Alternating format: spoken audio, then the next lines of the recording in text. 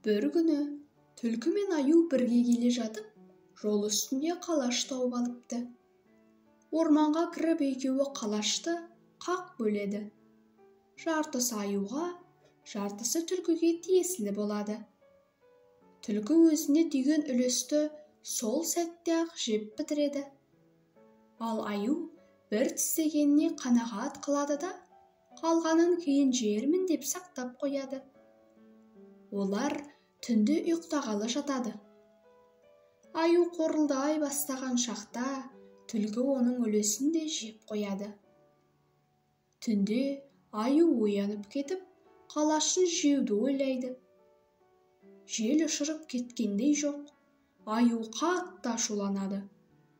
Ақыры осылай болған екен, онда мен сені жеймін түлкі, дейді ол оған секеммен қарап. Алдыңызда айыптымын ағатай, жесең жерсің енді, бірақ менің етім пісірген соң ғана дәмді болады, дейді түлкі. Пісіререм, от жоқ. Ота не тұр, деп түлкі аспандағы айды көрсетеді. Ол от тым жоғарыда екен, ала алмаспын. Жоғарыда екені жоғарыда, бірақ оны шыршаның басына шықсаң алуға болады. Тезірек барып шық ағатай, қорықпа, деп үгіттейді оны түлкі.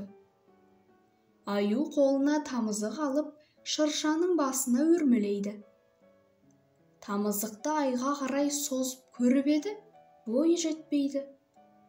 Әлі де өрмелей түс, ағатай, деп үйретеді түлкі оған, жерде тұрып алып.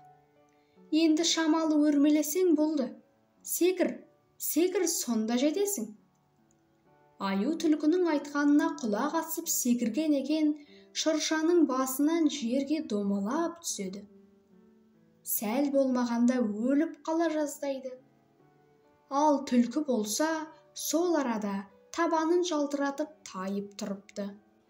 Осыдан соң қатты жарақаттанған аю түлкі деген жануармен енді ғана дос болмаспын деп жылап үңгіріне қайтыпты.